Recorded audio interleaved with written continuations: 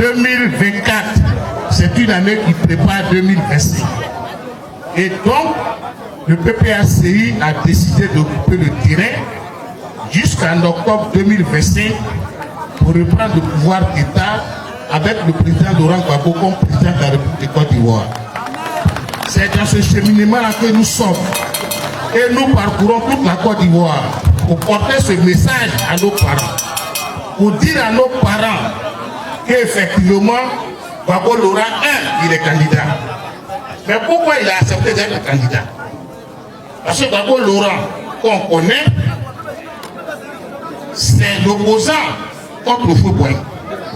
C'est le député de Ouagayo 90. Il a été président de la République de Côte d'Ivoire à partir du 26 octobre 2000 où il a prêté serment. Les Blancs l'ont pris, ils l'ont envoyé à la Cour pénale internationale. Il a vaincu la Cour pénale internationale. Et on nous a dit qu'il n'allait pas revenir. Gbagbo Laurent est revenu à Abidjan. Il est même venu à Lakota à l'invitation de Prince Ali Atur. Vous l'avez vu, ce n'est plus un rêve. Ce n'est plus un rêve. Et donc, Gbagbo Laurent, il est bien portant, il est là.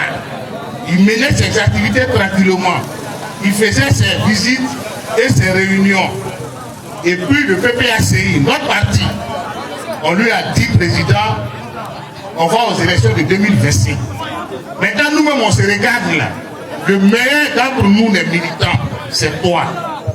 Il faut être notre candidat. Et quand le peuple de Côte d'Ivoire regarde, celui qui peut faire son bonheur là, c'est toi, Gbagbo Laurent. Et c'est comme ça que Gbagbo Laurent, il a accepté, enfin, d'être notre candidat. Il a accepté parce que les Ivoiriens, quand ils les regardent, les Ivoiriens souffrent aujourd'hui en Côte d'Ivoire. Et c'est Lakota qui ne souffre pas.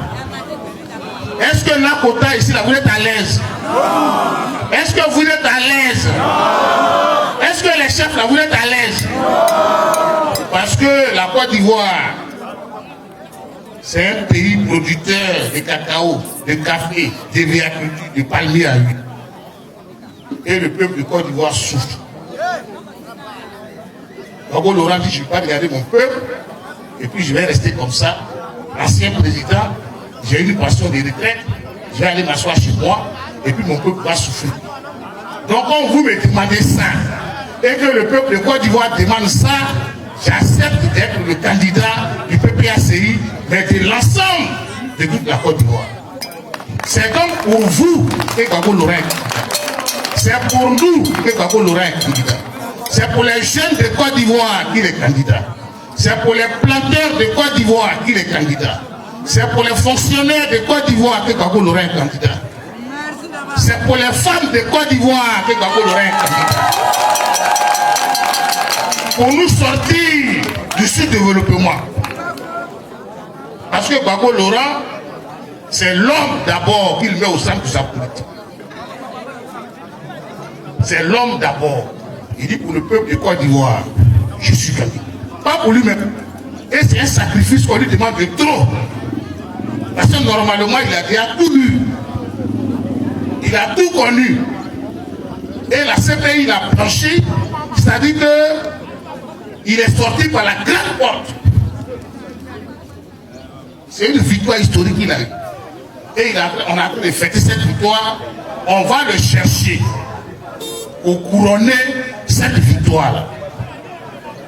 Donc, en 2025, on n'a pas droit à l'erreur. En 2025, on n'a pas droit à l'erreur. Nous tous, autant que nous sommes cadres, jeunes, femmes, paysans, en 2025, on n'a pas droit à l'erreur. On doit se battre pour que Laurent Gbagbo reprenne son pouvoir. Et cette victoire de 2025 va définitivement réhabiliter Gbagbo Laurent. Va définitivement réhabiliter Gbagbo Laurent. Parce que c'est celui qui gagne qui écrit l'histoire. Or, pour gagner 2025, nous avons des étapes devant nous. Pour gagner 2025, Nous avons des étapes devant nous. La première étape, la direction dit, laissez on a fait travailler dessus. Considérez que le nom de Gbagbo Laurent est déjà sur la liste électorale. C'est la première étape. Considérez déjà qu'il est candidat aux élections présidentielles. Ça, on s'en charge. Ce qui revient aux militants, ce qui revient aux populations ivoiriennes, ce qui revient aux femmes de Côte d'Ivoire, c'est de faire en sorte qu'on soit sur la liste électorale. Parce que Gbagbo Laurent dit qu'il ne va pas prendre de fusil pour revenir au pouvoir. En 1990, contre Houphouët-Boigny, il n'a pas pris fusil, il n'a pas fait rébellion. Ce n'est pas devant Ouattara qui est en train de fuir déjà qu'on va aller prendre des fusils. Il dit notre fusil, notre calache, c'est notre carte d'électeur, c'est notre bulletin de vote. Il faut que chaque Ivoirien, là où il est assis, puisse participer au vote. Chaque Ivoirien, là où il est assis, puisse participer au vote. Quand tu vas chez toi à la maison le soir, tu réunis ta cour, tu demandes à tes enfants qui ont 18 ans, est-ce que toi tu votes? Et puis tu les licences. Pourquoi toi tu ne votes pas? S'il te dit qu'il n'a pas extrait, tu écris. S'il te dit non, il a extrait, il n'a pas certificat, tu écris. Parce que on va se compter. Cette cour-là, ils sont combien? Il y a combien qui votent, combien ne votent pas? L'autre cour, ils sont combien? Il y a combien qui votent, combien ne votent pas? Et c'est la responsabilité des chefs, c'est la responsabilité des chefs de famille, c'est la responsabilité des mamans que nous sommes. Parce que généralement, nous les pères de famille, nos enfants, ils ne sont pas inscrits, ça ne nous dit rien. Nos filles ne sont pas inscrites sur la liste, ça ne nous dit rien. Nos neveux qui mangent notre riz, ils ne sont pas sur la liste électorale, ça ne nous dit rien. Et je sais que les parents ici, ils ont des enfants à la maison qui ne votent même pas. Et c'est faux. Mais ça ne nous dit rien. Mais les électeurs là vont quitter où? Si on ne prend pas conscience de cela, nous tous. Ils sont dans nos maisons, les enfants de 18 ans là, ils sont dans nos maisons. Ce n'est pas les enfants de quelqu'un d'autre, ce sont nos enfants. On dit la liste électorale, il manque 8 millions.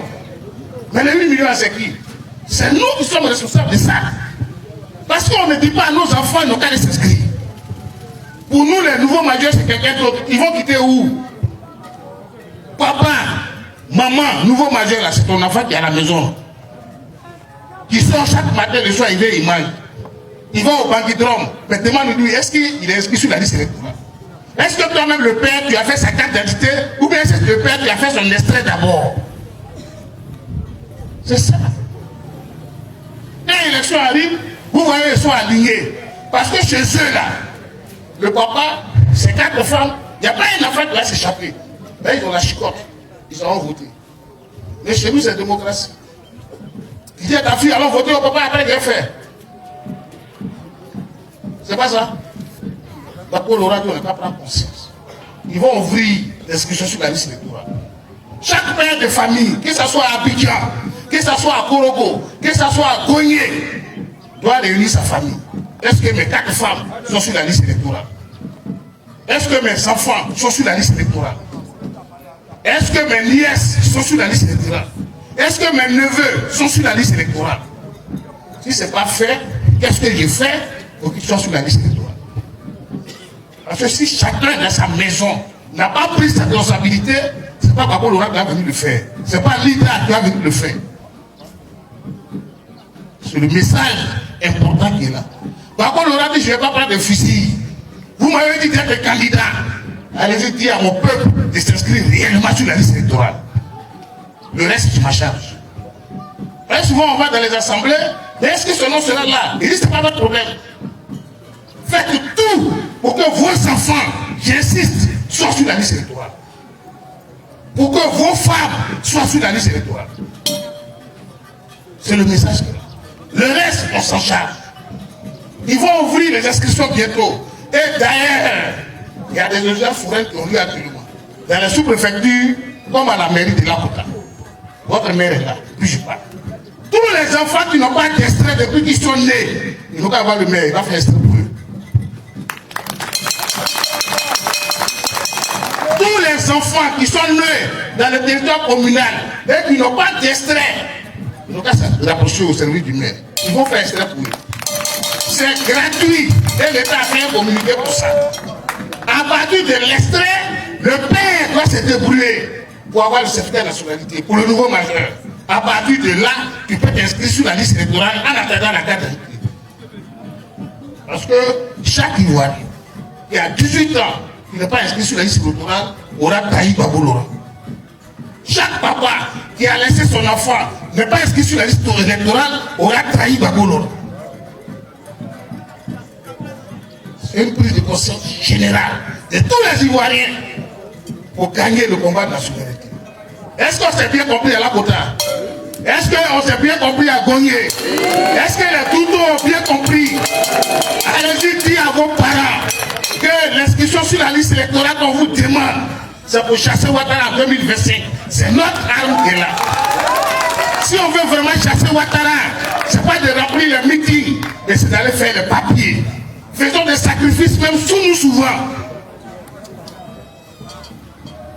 Il reste 8 millions. On va les fabriquer où? Mais ils sont là. Ce sont nos électeurs, ce sont nos enfants, ce sont nos nièces, nos neveux.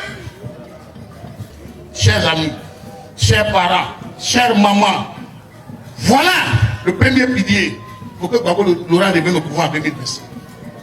Est-ce que c'est bien compris? Allez-y réunir vos familles ce soir et demain et chaque jour et demandez-leur la famille nucléaire. Oui, moi j'ai 4 enfants, ils sont inscrits, j'ai donné 7 voix à Gbagbo plus voix. Mais c'est pas quelqu'un d'autre. C'est nous. Le deuxième message, c'est que le combat pour la commission électorale, nous allons l'engager au mois opportun, là au mois qu'on décidera. Parce que les élections, c'est aussi le vote, mais c'est qui donne le résultat du vote. C'est ça, non? Est-ce qu'on se comprend? Les élections, c'est le vote, mais c'est qui donne le résultat du vote. Alors, on peut avoir fini de faire tout ça, voter, et puis on va donner d'autres résultats. Ce combat-là, le PPAC va le mener. Pour que 2025, on se donne tous les atouts pour ne pas que ça nous échappe.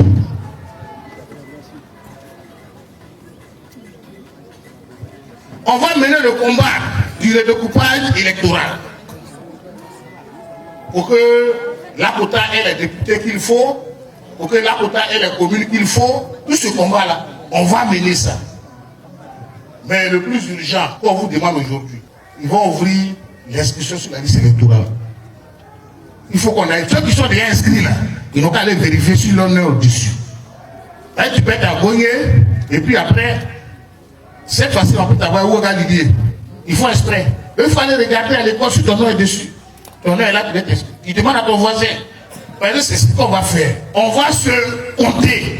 Normalement, si nous étions dans un pays normal, les injustices devaient être réparées de manière automatique. Ça veut dire, si nous sommes dans un pays normal et que on arrête un monsieur, on l'accuse d'avoir tué des personnes, on l'accuse d'avoir perdu les élections, on l'accuse de tous les noms après une élection présidentielle et qu'on la voit à la Cour pénale internationale. Cette cour même qui est censée de juger tous les grands criminels du monde.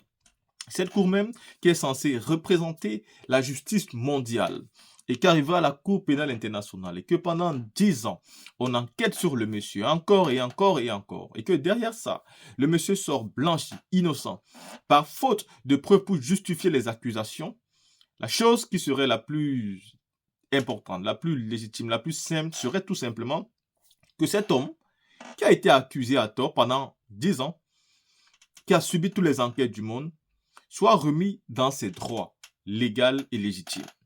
En réalité, si nous vivions dans un monde normal, le président Laurent Gbagbo, après ce procès, serait tout simplement redevenu président et celui qui est là actuellement serait son remplaçant à la Cour pénale internationale en train d'être jugé également pour les mêmes faits.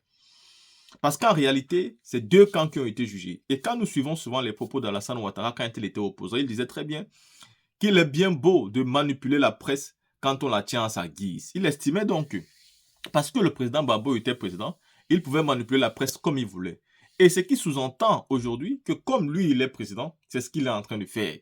S'il a dit étant opposant qu'autant au pouvoir on peut le faire, ça justifie que s'il est au président aujourd'hui, c'est ce qu'il est en train de faire. Et il ne s'est pas toujours limité là, il est toujours allé au-delà de ça. Et ce qui justifie tout ce qu'il est en train de faire aujourd'hui, même dans des promesses qu'il a eu à faire au peuple innocent de Côte d'Ivoire, aujourd'hui, il ne les tient pas. Il ne les a même jamais tenus. Je pense qu'il n'a même jamais pensé à les tenir. Nous ne sommes donc pas dans un monde normal. Voilà pourquoi la jeunesse et le peuple de Côte d'Ivoire, qui soutient le président Laurent Gbagbo et qui souffre du plus profond de son cœur de l'injustice, doit se mobiliser pour rendre justice non seulement à ce monsieur-là, mais à une gouvernance différente. Voici un homme qu'on n'a pas laissé gouverner pendant 10 ans. 10 ans, mais c'est un mandat. Parce que dès son accession au pouvoir, des coups d'État par-ci, des coups d'État par-là, une rébellion armée par-ci, la déstabilisation du pays, le pays était fissuré en deux, le monsieur ne pouvait absolument pas gouverner. Il a gouverné une partie du pays et les rebelles ont gouverné une autre partie du pays. Donc on n'a jamais vu de quoi il était capable. Sinon, on a vu la volonté, on a vu son plan, on a vu son projet, on a vu la détermination. On sait que s'il a la liberté, il va faire changer les choses en Côte d'Ivoire. Mais ils l'ont empêché. Aujourd'hui, il faut rendre justice à cela. Voilà pourquoi je joue ma parole à celle de Daï Nestor ici et appelle ce peuple de Côte d'Ivoire à se mobiliser massivement. Vu que la haute direction du PPACI dit qu'elle est en train de gérer derrière l'inscription du président Laurent Gbagbo sur les listes électorales, attendons juste le mot d'ordre. Pour l'instant, on se concentre à autre chose, aux inscriptions qui sont en train d'arriver, pour faire grandir la liste électorale et pour qu'Alassane Ouattara sache lui-même que les élections qui arrivent en 2025, il y aura de la différence.